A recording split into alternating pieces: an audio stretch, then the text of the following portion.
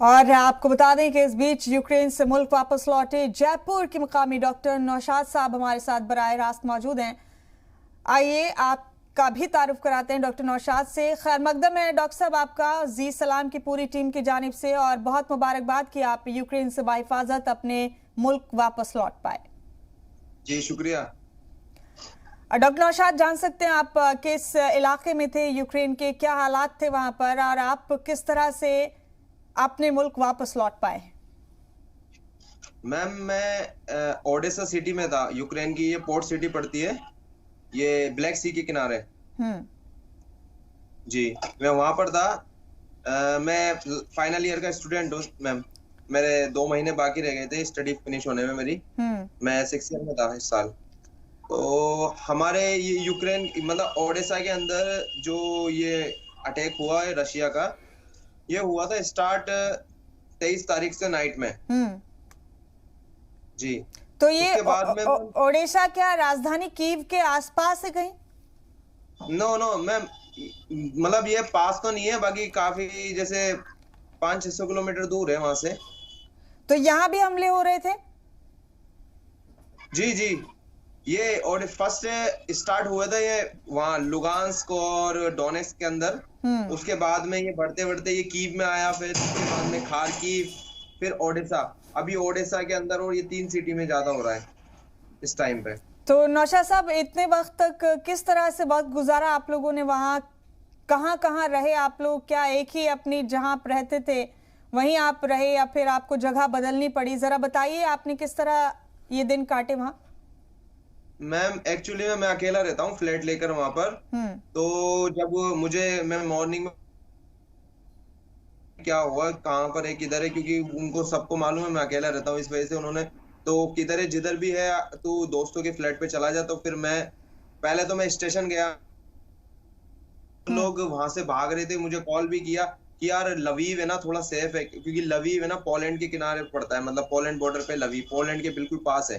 तो वहां थे तो मैं स्टेशन भागा पहले सुबह उठकर 7 बजे। तो वहां पर कोई ट्रेन नहीं थी, बस मतलब फिर बस स्टैंड भी पास में, मैं वहां भी गया, वहां पे भी कोई नहीं। फिर मैं स्टेशन के सामने भी एक मिसाइल आकर वहां पर गिरी, तो पूरा स्टेशन हिला। मैंने सोचा यार ये भूकंप तो नहीं आ गया कुछ, मतलब ऐसा हम खड़े हुए थे हिल गए पूरे। तो बाहर निकल के देखा तो वहां पर आग लगी हुई थी। स्टेशन निकल के भागे क्योंकि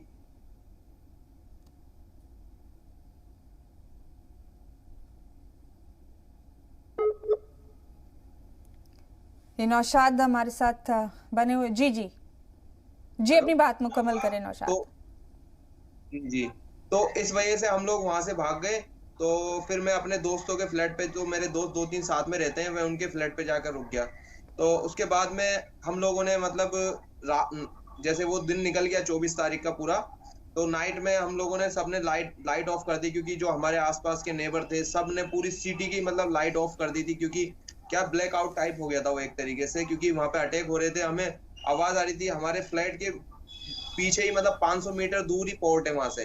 ओडेसा जो पोर्ट है ना जहाँ पे उनका काम ये होता है पूरा ये, तो वहां पर क्या है हमें आवाजें सुनाई दे रही थी फायरिंग की। और जो वो डॉम हमने वीडियो में बाद में देखा कि किस चीज की आवाजें थी, तो वो जो एयरक्राफ्ट को उड़ाने के लिए जो डोम लगे होते हैं ना उसकी आवाजें थी, और फायरिंग हो रही थी वहां पे, बस्ट फायरिंग जिसको बोलते कि आमने सामने। तो हम लोग ने मतलब सब ऑफ कर दिया था मैम। हमें डर भी ये भी लग रहा था कि लाइट ना चली जाए, नेट नहीं रहेगा, फिर पानी भी चला जाता बताया ऐसे टाइम पे, और मार्शल लॉ लग गया था मैम उस टाइम पे। फिर हम वेट करते कि निकले कैसे। हमने फिर एम्बेसी को लिखा कि सर, हम लोग यहाँ से कॉल भी किया और मैसेज भी किया उनको कि सर हम कैसे बाहर निकले यहाँ से। तो उन्होंने एडवाइजरी जारी की कि आप लोग अभी जहाँ पर हैं वहीं रहें।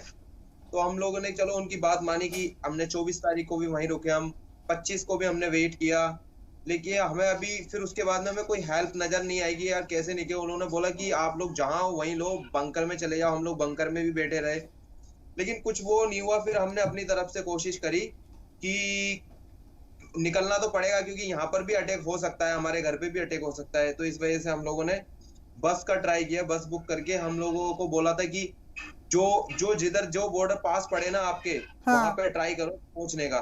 तो हमारे यहाँ से बॉर्डर था पास में, पहले तो मोल्डोवा था, लेकिन मोल्डोवा बंद कर रखा था मैम। वो परमिशन नहीं थी इंडियंस को निकलने की वहां से। उसके बाद में वहां पर था रोमानिया। तो हम लोगों ने ओडेसा की जो सिटी के बच्चे थे, जितने भी स्टूडेंट थे या फिर सिटीजन जो भी थे इंडियन, उन लोगों ने रोमानिया की तरफ के लिए बस बुक करी हमने। मतलब बस वाले भी नहीं मान रहे थे, जाने के लिए रेडी नहीं थे, क्योंकि उनको भी डर लग रहा था मैम। तो फिर भी वो रेडी हो गए, तो हम 26 तारीख को दोपहर में वहां से निकल गए बस में। लेकिन हमने एक बस नहीं, हम 5 बस लेकर निकले, क्योंकि हॉस्टल लगभग मान लो वहां पर आप 1500 स्टूडेंट होंगे लगभग। हाँ। जो यूनिवर्सिटी में बचे हुए थे वो घर नहीं गए थे अपने। तो फिर भी 5 बसों में 250 बच्चे ही आए मैम, ज्यादा नहीं आए। तो लेकिन इतने लोग ज्यादा निकले साथ में, कि ताकि कोई भी दिक्कत आए तो रास्ते में कोई प्रॉब्लम ना हो। हाँ। तो फिर हम वहां बॉर्डर तक हम पहुंचे अगले दिन। हमें पूरे 17 आवर्स लगे मैम पहुंचने के लिए। बॉर्डर के पास पहुंचे, बॉर्डर भी नहीं पहुंचे पूरा, क्योंकि ट्रैफिक था वहां पर। लगभग 20 से 25 किलोमीटर लंबा जाम लगा हुआ था। अच्छा। क्योंकि सब लोग यूक्रेनियन भी तो भाग रहे थे वहां से। हाँ। और वहां और भी कंट्री के थे, नेशंस के, मतलब ये टर्किश हुए, ये अफ्रीकन कंट्रीज, ये अरबिक कंट्रीज, और जो भी मतलब थे नेशंस के लोग, वो सब जा रहे थे उधर से निकल के। तो हम लोगों को उस बस वाले ने मतलब 10-1 किलोमीटर पहले उतार दिया था, ताकि क्या हम लोग यार अब तो 10 किलोमीटर रह गई बॉर्डर, तो हम पैदल भी जा सकते हैं। तो हमने फिर वहां से पैदल गए बॉर्डर तक। और बॉर्डर पे जाके हमने सोचा कि यार हम लोग ही हैं शायद से। हाँ। तो हम लोग वहां पर जाके सरप्राइज हो गए कि वहां तो पहले से ही 2-3 हजार लोग पहले से ही, मतलब सिर्फ इंडियन से 2-3 हजार खड़े हैं रोमानिया बॉर्डर पर। जी जी जी। अच्छा। बॉर्डर से, रोमानिया बॉर्डर के ऊपर। यानी 26 तारीख को आपने चलना शुरू किया। आप वहां 27 में एक दिन तकरीबन पूरा आपको लग गया वहां पहुंचने में। फिर उसके बाद क्या हुआ नौशाद? जी मैम, फिर हम 27 को वहां पहुंचे। तो वहां पर मैम पहले से thousands, मतलब बहुत सारे लोग थे। मतलब लगभग आपको मान लो 5-10 हजार लोग थे वहां पर पहले से ही खड़े हुए। उसमें इंडियंस थे 2-3 हजार, तो इंडियंस थे मिनिमम 2-3 हजार इंडियंस थे। वो एक लाइन उनको एक तरफ, मतलब एक साइड में पूरे इंडियंस को खड़ा कर रखा था वहां पर। जितने भी स्टूडेंट थे, जो भी इंडियन सिटीजन थे, सबको एक साइड में थे। यूक्रेनियंस और मतलब अपनी अपनी कंट्री के लोग अपने अपनी तरफ खड़े हो गए वहां पर। और पहले क्या, वो उनकी प्रायोरिटी ये थी कि यूक्रेनियंस को पहले निकालें आर्मी, क्योंकि प्रॉब्लम ये थी सबसे बड़ी हमारे साथ में, कि हमारी कंट्री की तरफ से कोई भी नहीं था मैम वहां पर, कि जो हम लोगों को संभाल सके उधर, या फिर हमारी तरफ से कोई बात कर सके उनसे कि यार पहले हमारे इंडियंस को निकालो, या फिर जी जो आपको लीड कर सके। ठीक है नौशाद, उसके बाद आपको कितने दिन लगे वतन वापसी में? मैम मैं पहुंचा उसके बाद में, मैं 3 तारीख को निकला मैं वहां से मैम।